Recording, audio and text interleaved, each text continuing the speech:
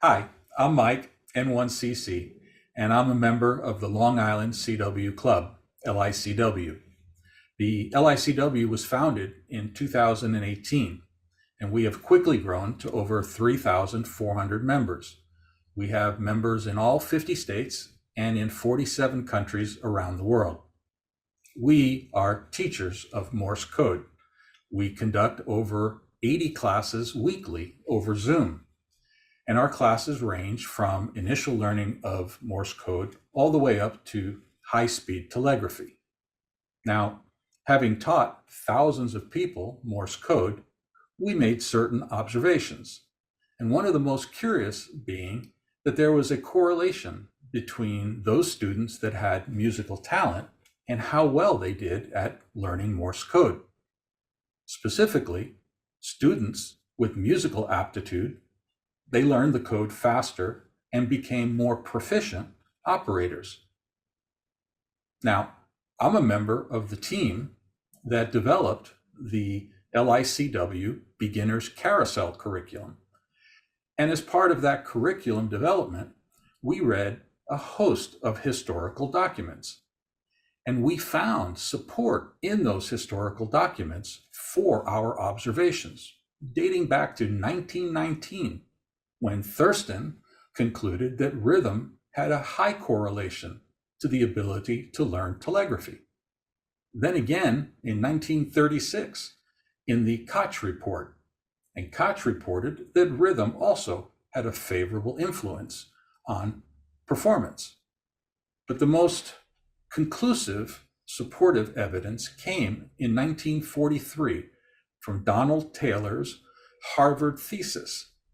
Now, Taylor conducted auditory tests using the seashore measurement of musical talents, and they found that pitch discrimination, rhythm, and tonal memory had the highest correlation to performance in learning Morse code. Now, this begged the question, if musical aptitude is an accurate predictor of eventual success in learning Morse code, could we then use music and rhythm to positively influence learning Morse code in the general population? Now, admittedly, we are not musicians, but we knew that Morse code had a harmonic nature to it because of its inherent 3-to-1 ratio. Morse code is a series of dits and dots. A dit is 1 unit of length, while a da is 3 units of length. There's 1 unit separating each element inside a character. There are 3 units separating each character, and there are 7 units separating each word. Now, armed with that knowledge, we attempted to marry Morse code with music, but we found that it did not line up because we didn't understand the difference between beat and rhythm. And of course, beat is the unchanging tempo. It's like the metronome or what your feet would tap to when they're listening to music. But rhythm is a pattern which moves with the notes. And CW is like rhythm, not beat. And so, armed with that information, we attempted to marry Morse code with several musical tracks. And they were all entertaining, and some of them were actually pretty good, but none of them were well received by our students. And so it was clear that we lacked the musical sophistication to find the proper syncopation. And so we turned to Elfinworks. Now, we knew of them because our head copy class, which is one of the highest level classes at LICW, uses one of their videos to warm up. It's the Lord's Prayer to Morse code at 30 words a minute with a musical track. And our founder, WB2UZE, reached out to Elfinworks And to our pleasant surprise, we found that Dr. Lauren Spieth, who is their president, is also a ham radio operator, as was her dad. And Lauren shares our curiosity and our excitement about trying to find this elusive connection between rhythm and learning Morse code. And with that, I'll turn it over to Lauren. Thank you, Mike. It was wonderful to be contacted and to find out that one of our YouTube videos was being used educationally. That is an educator's dream and joy. So I was very excited by the idea that maybe music could be helpful in teaching Morse code. Now, although I am a general class ham radio operator, I am not great. And my Morse code isn't great, because even though my dad tried to teach me when I was young, I could remember basically maybe the first letter of my name and things. That doesn't, not being great at something doesn't mean you can't really work hard at it and create a nice video. But I started attending their beginners carousel, and I started noticing what people were having difficulty with.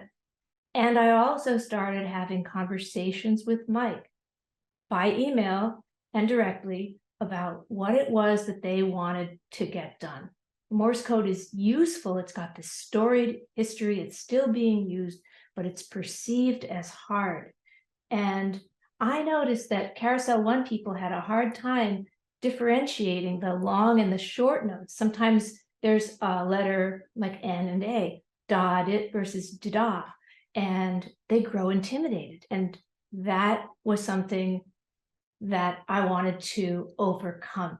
The desired outcome of this project, in my perception, was to overcome this main difficulty, the users having difficulty telling the short and the longer and identifying each letter, especially when the letters are similar, to also address a wide audience and to make it memorable, so that when people came away from something, just like when you come away from a song, you'd have it in your head.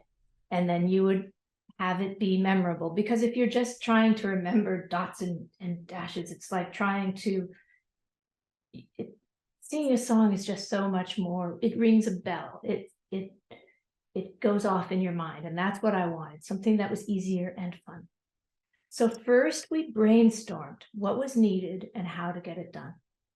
What was needed, we thought, was the alphabet, key ham words such as CQ, PWR, things like that, power. And the LICW learning carousel sets. That's what we did for the alphabet. And then we thought maybe something for children. The style, we as musicians put our heads together and we thought, even though something like classical music might be able to help you remember the letter V, da-da-da-da, Beethoven's Fifth, it might be intimidating too. But everybody my age and younger and even older, rock and roll isn't intimidating. It's something that we're comfortable with. And so we thought rock and roll. Bass was what we came up with for the instrument, because not only is it a rhythm instrument, but it can also hold a melody. It can also serve the music. So we wanted memorable bass lines that served the music, in this case, that served the music of the Morse code. We had a number of bassists. I'm fortunate to have 4 bassists working on this project. And so I asked all these bassists to ring in for this presentation on what their thought process was in terms of getting this done for you, so that you could understand, if you were trying to get something like this done, how does a musician think about this? Because you are subject matter experts in Morse code, but I took subject matter experts in music and applied that to Morse code, which is, I think, why we had a little better success in some ways. And we also are learning. So the area in which we had the best success, which was the ham words, we're taking that area and the way in which we did that one bassist, and the bassists who did the other ones are taking that information and redoing some of their efforts. so that it's going to follow the same way, so that everything will have that same cadence that seems to have been having positive success at LICW. So in terms of what makes a memorable bass line, some of these bassists are saying, oh, go ask Carol Kay. Oh, go ask Lee Sklar. Okay, so they're being humble. But in terms of how one of them approached Morse, the Morse bass project, they slowed the Morse from 20 to about 15 and turns it into a concert pitch. And then listen to each phrase with the letters all together and with the space between each letter in order to pick out a rhythmic template for the bass line.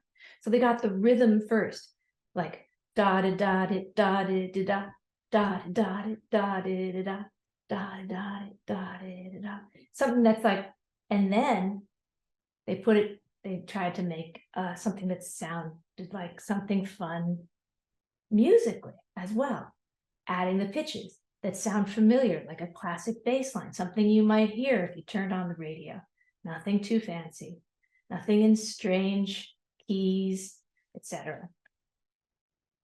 Another bassist in our group said a good bass line in pop or rock music, jazz is different, is melodically simple. And that's very important because we don't want people paying so much attention to the melody that they're getting lost from what the real idea is. And the idea is to learn Morse code. It needs to be rhythmically catchy, complementary to the drums, supporting the song, making your head bomb, making your feet tap along. In Morse code, in Morse bass lines, you're locked into the rhythm, and it's really a matter of being able to find a bass line that can fit that, some sort of a melodic line that can fit that. So let me see if I can play you one, and if you can hear it.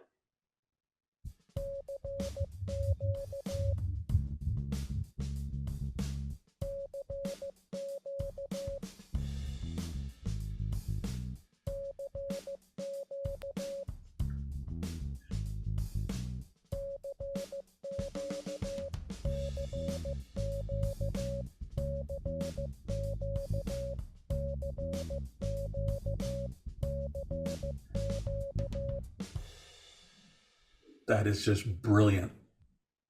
So I'm going to ask you at the end of this if you can remember what C is. And if you can remember C, da da da da, then you've got something, even if you didn't know Morse code. For those of you who don't know Morse code, who are listening in the audience, da da da da, that's C. And Q is da da da da, right? And they're both 4, right? But each one has a different length. Each one is da dit da dit, and the other one is da da da da. But it's so different, da da da dit da da da da, that you can actually get it. And so pretty soon, if you hear CQ CQ on the air, you're going to be able to recognize it. And what's nice is you've got the word in your head, because when we read words, we don't read every single letter. We read words, entire words.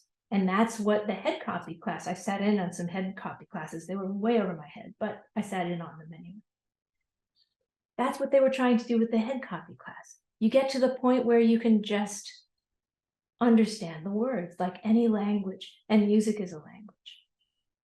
And so we're just combining 2 languages, one language with which you're already very familiar. Everybody's so familiar with rock and roll, and the bass lines that make the rock and roll interest.